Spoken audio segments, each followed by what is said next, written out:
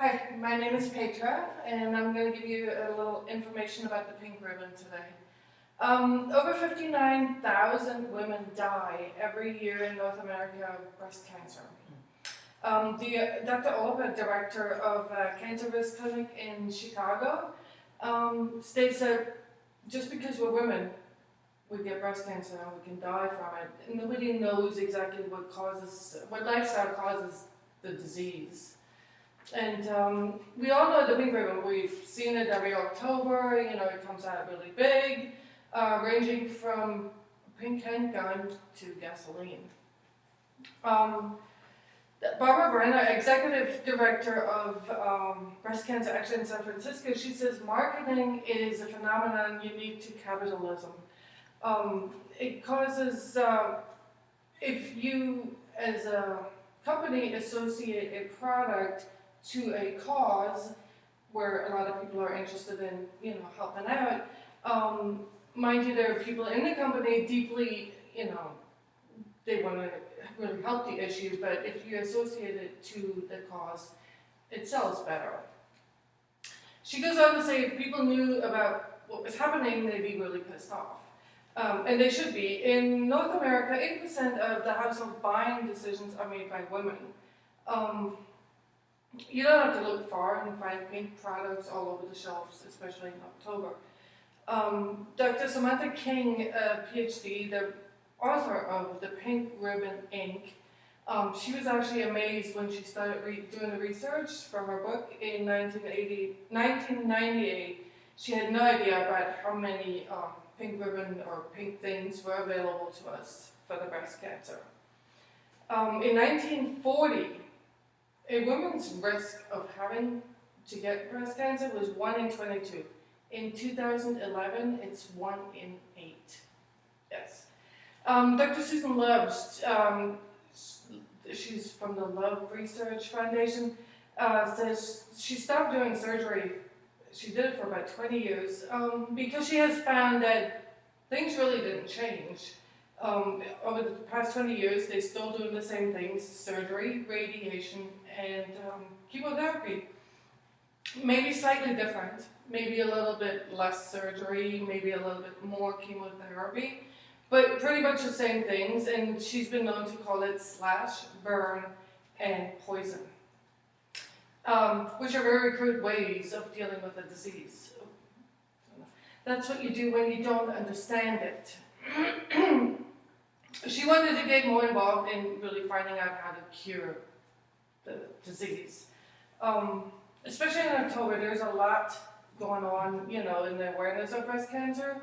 Dr. Charlene Elliott, she is the professor of communication studies of the University of Calgary.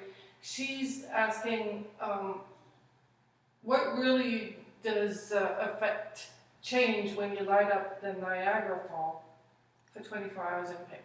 There's really nothing. Right. I mean, then there are women out there that believe that, if they get a mammogram, they can't get breast cancer.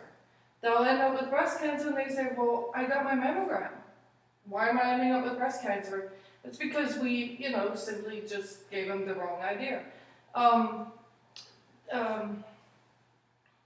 When you get a breast cancer or a mammogram, you don't not get excluded of getting breast cancer. She goes also mentioned early detection. Early detection for what? It can work for some, and they have their operation, they get a little bit of treatment, and they go on to living long lives. If you early detection, some people it's something they find, but it's really not life-threatening. Period, and they treat them anyway, and then they get sick from the treatment. And then for some people, early detection, they'll have breast cancer stage 4. They have no cure with the current, available treatments.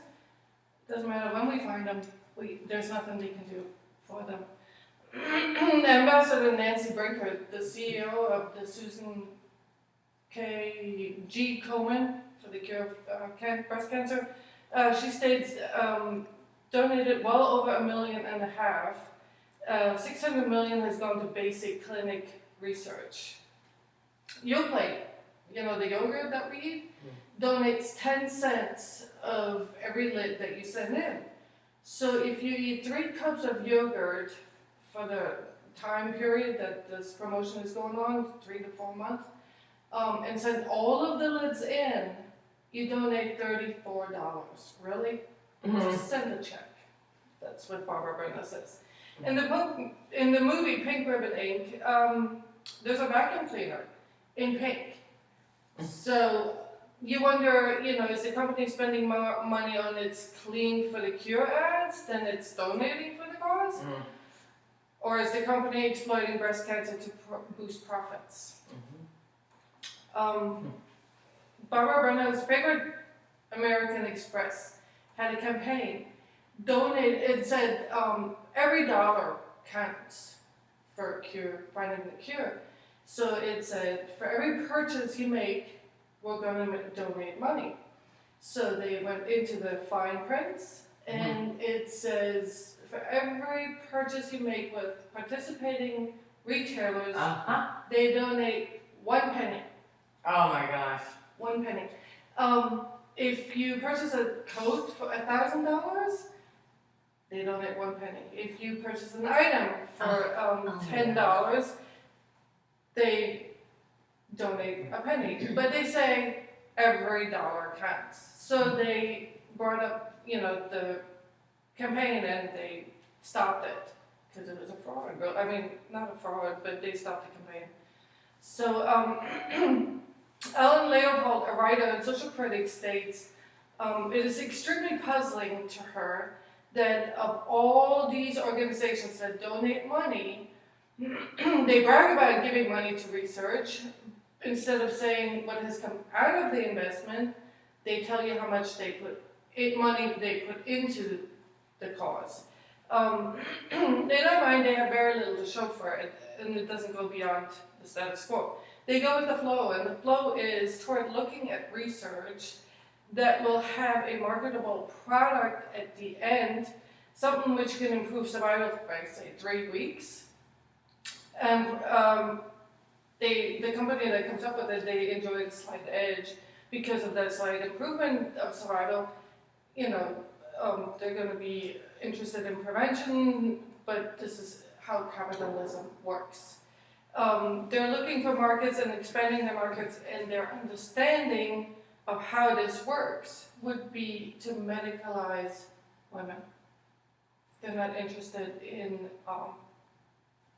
finding prevention. Janet Collins, the organizer of the first World Conference on Breast Cancer in Kingston, Ontario in 1997, she says, she makes her points really clear. She wants prevention. She, wants to know what's going on. As David Schreiber in his book,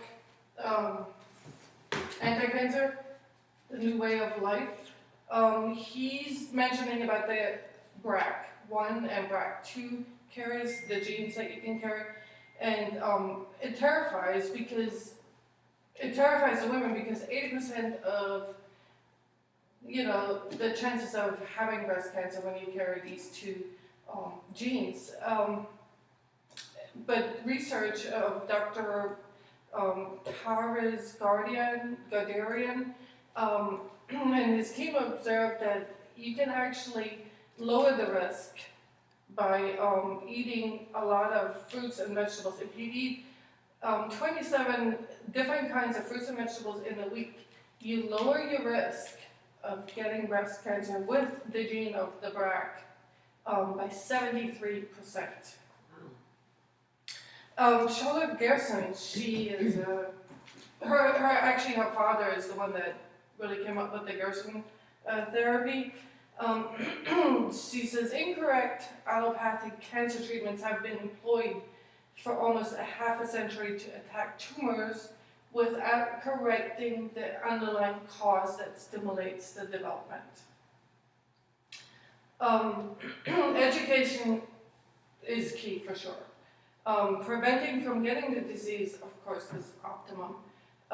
While the Pink Ribbon is a fantastic way to raise awareness, it has been taking away from what it's really supposed to do. That's just my opinion. Since the disease can attack our mothers, aunts, sisters, cousins, grandmothers, my belief is if we educate ourselves, eat healthy, exercise, and do everything we can do to not get breast cancer so that we don't fall into the slash, burn, and poison, research where you want to donate your hard-earned money, educate yourself, enough that you won't ever get breast cancer and spread the knowledge. And lead a healthy and happy life without the disease. And that's what I want for everybody to take away from this speech. The end. Thank you. Yeah. You did great. Oh my God. Awesome.